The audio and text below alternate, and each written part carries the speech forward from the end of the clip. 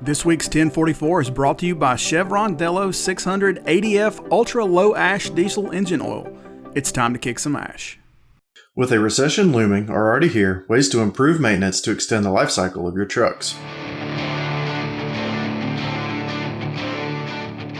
Hey everybody, welcome back to the 1044, a weekly webisode from the editors here at CCJ. I'm Jason Cannon and my co-host on the other side is Matt Cole. With a recession likely in 2023 or possibly already here depending on who you ask, fleets are going to have some hard decisions to make when it comes to budgeting in the upcoming year.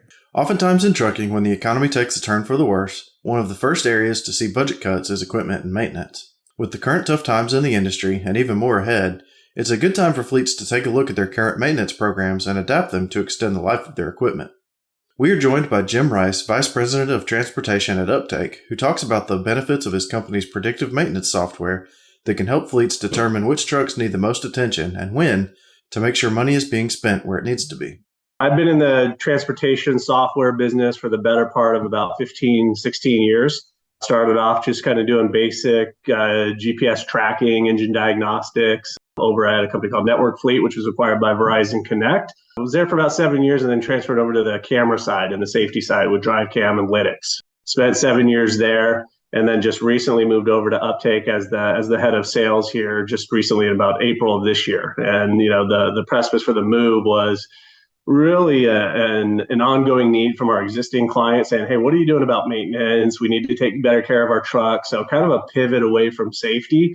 I mean, really thinking that, hey, maintenance is the next big market that's a little bit untapped. We're kind of using the antiquated Excel spreadsheets. We're doing PM schedules based on what somebody told us 10 years ago, and it hadn't really evolved. And Uptake's really at the forefront to try and create this new kind of predictive maintenance plan for trucks, and combined with preventative maintenance and, really with the focus on trying to, get more out of your existing assets. We know that there's a lot of parts trucks, all that stuff is hard to come by. And so, we're trying to really help emphasize and give fleets and empower them with the data they need to make, better proactive maintenance decisions on their existing fleets, both whether it's new or old trucks. As fleets are well aware, maintenance programs have been pretty strained the last 2.5 years since the COVID pandemic due to the new truck shortages and part shortages. It's been frustrating, right? So I think there's a chain reaction when you can't get trucks and you're running, older vehicles or well past the existing mileage that you're used to.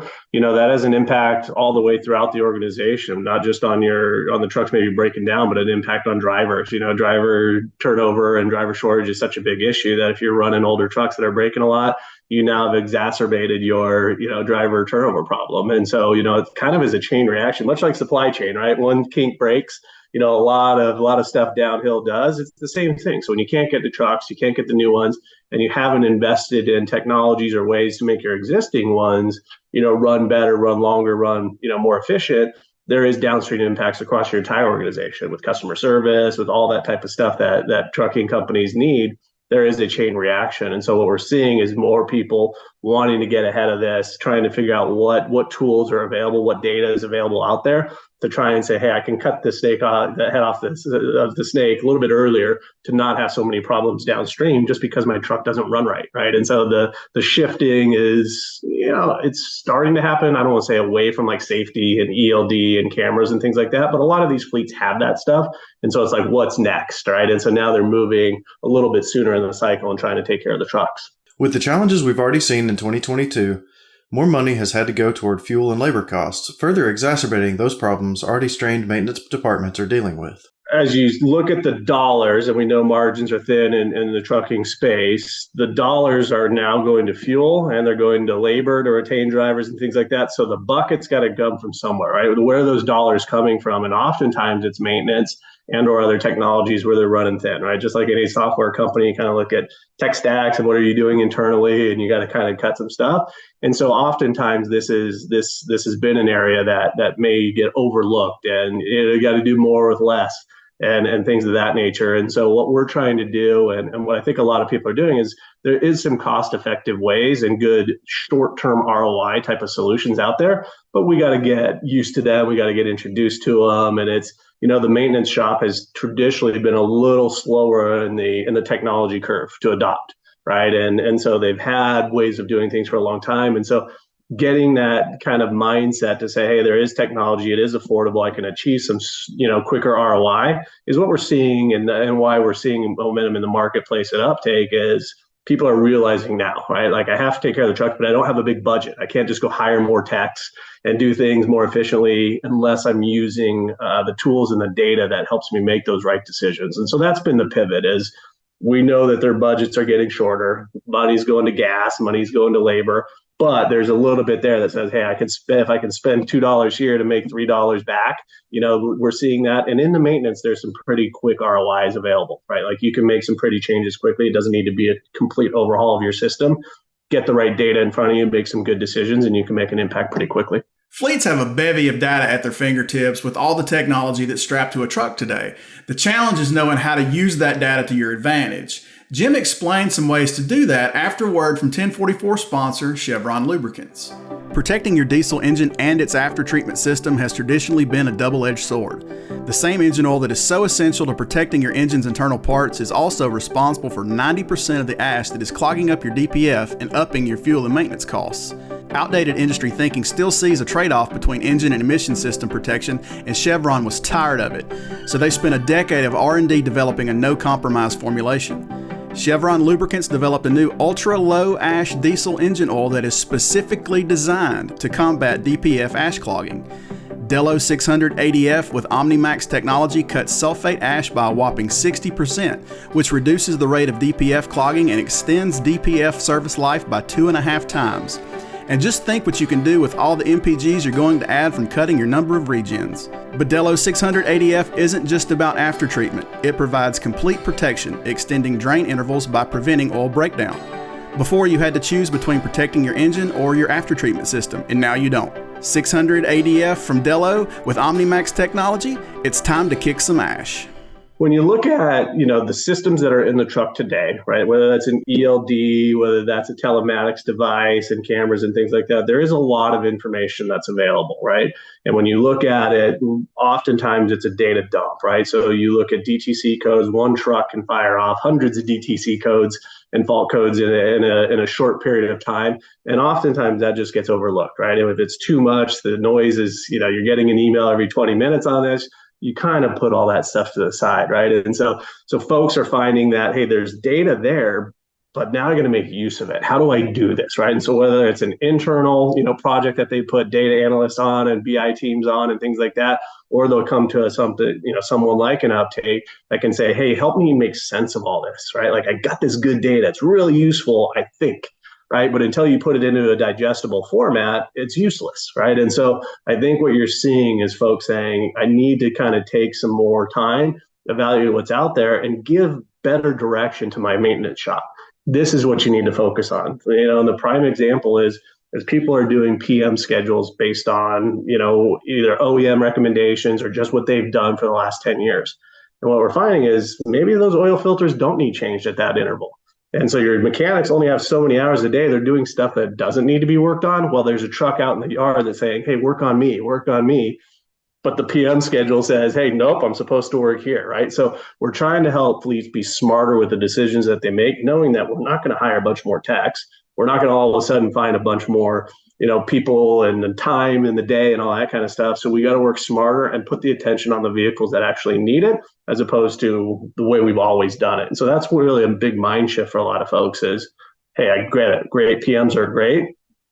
Maybe it's not always the most efficient if I got other problems outside the PM schedule. Not all fault codes stemming from a truck are critical. Some by themselves do not need immediate attention.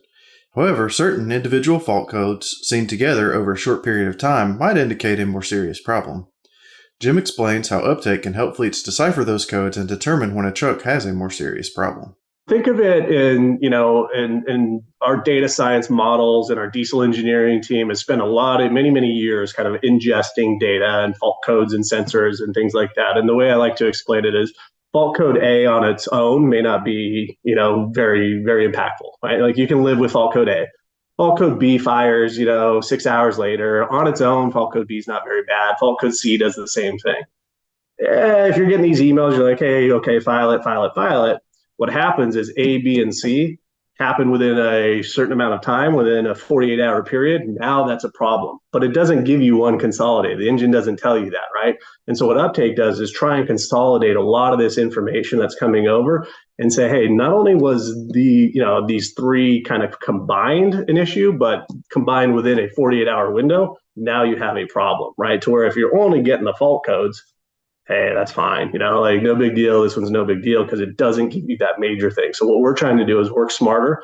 And that's just through years and hundreds of thousands of vehicles on the system, ingesting that stuff and putting our data science models to work to really spit out some actionable things that you can work on. Jim says going into 2023, fleets should be proactive in their maintenance practices and make any changes to help save money, but also extend the useful life of their trucks. Yeah, have a good plan going into the year, right? You need to take some time and evaluate what worked and what didn't in 2022 and say, I need to kind of double down on what worked, eliminate some of the stuff that didn't. But we got to have a strategic plan on how we're going to approach things. And, even if that means you tighten up the maintenance schedule a little bit, because, they are getting older. So yeah, great. Every 100,000 miles worked on miles, 1 through 400K. From 400 to 600, maybe it's an 80,000, right? And when you're doing that, it's not just working on what you're supposed to, but it's also looking for other things while the truck's in the shop, right? And so I think what the nice part about Uptake is we'll expose a lot of different areas and say, hey, this doesn't necessarily need to be fixed today, but the truck's in the shop, right? So while it's here, you got to just kind of make a little bit more do with the information that you have. So it's just kind of reevaluating what your current schedule is, how you're kind of approaching business, and say, what tweaks do I need to make and what technology could I invest in to help me make better decisions, right? It's not like we're making the wrong decisions. It's, can we make better ones at the right time, right? Timing has so much to do with this. But you fix 8 things on the truck, the ninth one is just kind of hiding out over there, and 10 days later, that 9th one comes up, and now the truck's down again. That's what we got to avoid. Jim says one of the biggest challenges he's seen in truck maintenance has been with NOx sensors in the aftertreatment systems. A number of fleets swap them out every 200,000 miles or so, but that's not always the best practice. One of the big issues that a lot of our fleets like to get their hands wrapped around and things of that is, on the after-treatment system on the trucks around emissions and things like that is NOx sensors, right? And there is a segment of the industry that changes them out every 200,000 miles, come heck or high water, right? And that's just part of the schedule that they do. What we found with one of our large fleets is they were doing that, and it was capturing about 60, 70% of them needed that exchange at that time. But then that other 30%, you could have got another, 10%, 20%, 30% out of them. And then there's other ones that are 10 and 20 and 30% earlier. They needed them changed at 170, and those are what's causing breakdowns and things like that. And we're able to detect a lot of that stuff. And we're saying, hey, this NOx sensor's having issues, right? You're not broken down yet, but we're well ahead of that. And so what they've done is actually implement and say, hey, scrap the 200. Let's look at these insights and really say, hey, the accuracy of what they're telling us is true. Scrap that one piece, right? Like oil filters, like all that, but they're kind of adopting it and saying, hey, we really trust that, after a few validations, like, hey, this one needs changing. It's like, it's at 160,000, not 200. Like, well, it needs changing. They pull it in and go, yeah, it's actually accurate. Now, then that becomes a new replacement or in lieu of the PM schedule that's been around for years, right? Like that's just the way they did it. And so the proof is in the pudding. You got to validate. You got to be accurate, because the worst thing you can do in this world is be like, hey, this truck is, having this malfunction. You pull it in, and the driver's upset that he had to pull it in, and you go, nothing's wrong.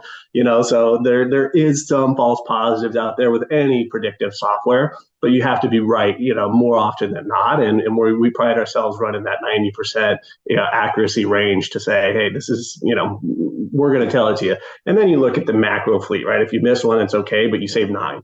Right, like that's they say 9 out of 10. Everybody's going to take that all day long.